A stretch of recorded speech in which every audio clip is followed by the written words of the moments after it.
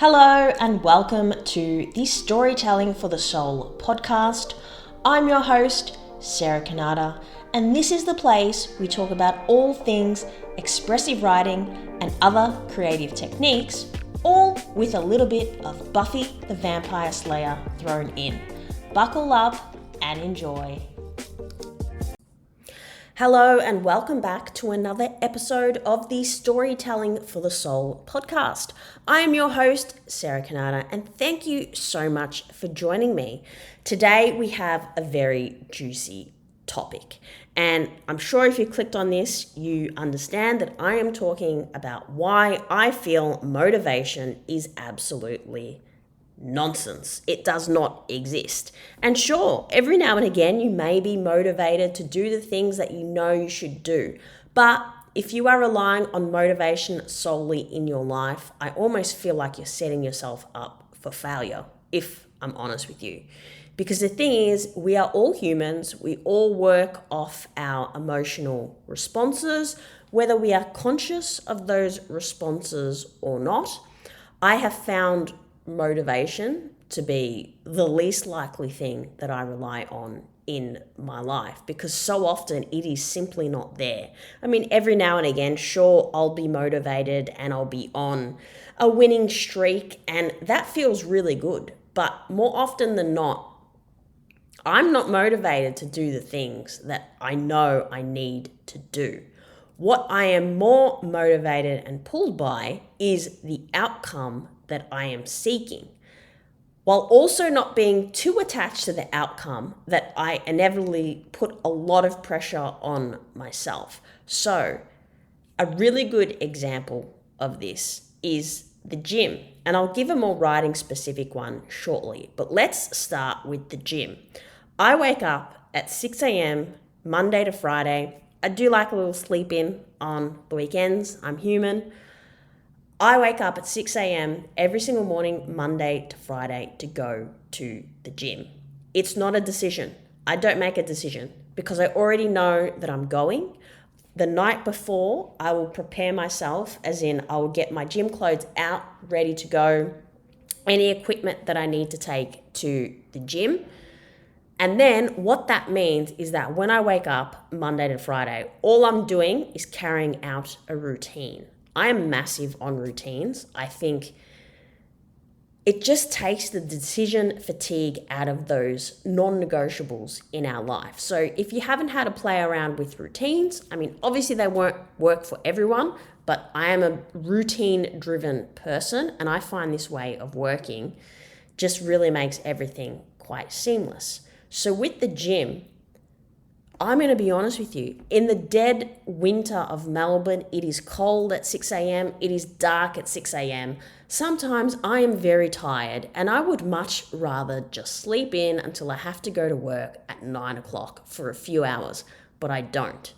And I don't because I know through enough practice, time, effort, and energy that by going to the gym, by doing my strength training, or sometimes I'm just doing cardio, whatever it is, I'm not here to give any fitness advice. It is definitely not my area of expertise.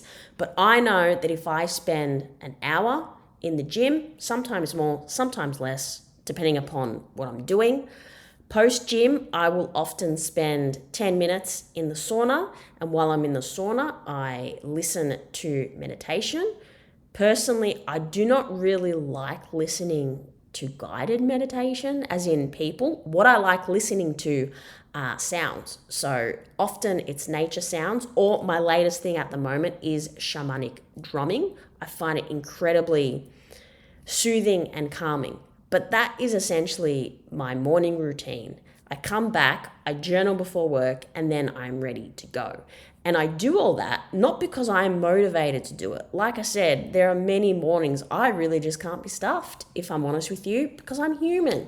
But I know that by doing those 3 to 5 things, I have also been adding in recently a 2-minute cold shower, which again isn't for everyone, but I can assure you by the time I'm done with that shower, I am well and truly awake and ready to go.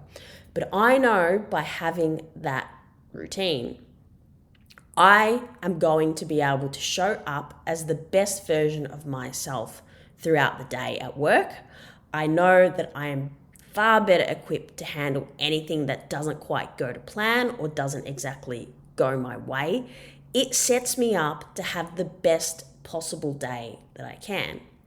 Now, let's take this to writing. So often people really tell me that they want to write, but they just can't quite get started. Here's the thing, you need to take the decision out of it. So with the example that I just gave you, I'm doing gratitude journaling in the morning before my day starts to begin with. And then perhaps in the evening, if I feel like it, I'll do more journaling. But either way, I've done my non-negotiable, which is my gratitude journaling. So when you're starting out with writing, whether it's writing a book, whether it's journaling, whether it's some other form of creative writing, you need to build the habit. And let's not make it a decision. Put aside however many minutes per day you know that you can stick to. I suggest you go on the lower end to begin with, 10 to 15 minutes. Don't set yourself the task of spending an hour a day writing if you're not doing it at the moment, because again, you're just setting yourself up for failure. You can't rely on your motivation to write.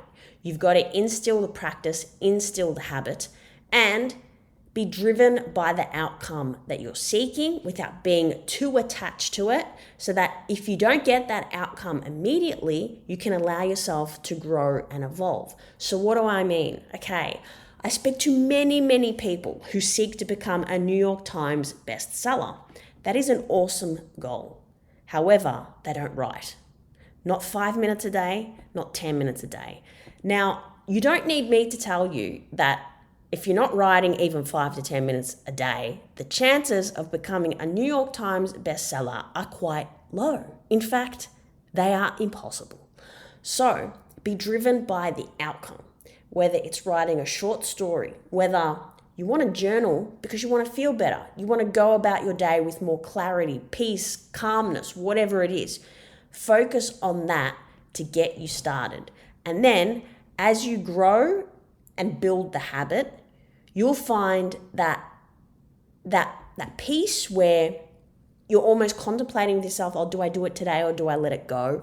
It is gone. I can assure you that when it comes to gym, there is no consideration in my mind in the morning whether I do it or not. I just do it. There's no battling mentally with myself. It is something I just do. And that's exactly what writing needs to become if you want to get better at it. Because the reality is writing is like everything else in our life. We have to be willing to kind of suck at it to get better at it. It's just the way it is. When you think of your favorite author or whoever, doesn't matter who it is, even if it's someone who isn't necessarily famous, when you admire their writing, you need to understand how many minutes, hours, potentially years have gone into building that skill. It's like anything else. If you think of an Olympian, they don't just roll out of bed one morning and decide, I'm going to become a gold medalist pole vaulter. No, they have a body of work, a body of experience that leads them there. I'm going to leave it there. Apologies if this has come across as a little bit rambly, but this is something that I'm just so passionate about. Far too many people are waiting for that spark of motivation to ever do anything. It possibly will never come. You have to have the ability to reduce decision fatigue and make things as easy as possible for yourself, whether that's setting up routines or setting up an alarm on your phone so that you're prompted to actually do whatever you want to. However it works best for you is the best way to go about it. I'm going to leave it there. Thank you so much for joining me for yet another episode. You can find out more about my work, expressive writing, other creative techniques, and more via my website, sarahkanata.com. You are also very welcome always to reach out to me via email, info@sarahkanata.com. Don't worry about the spelling for either. I will pop them in the show notes, and I will see you and speak with you in the next episode.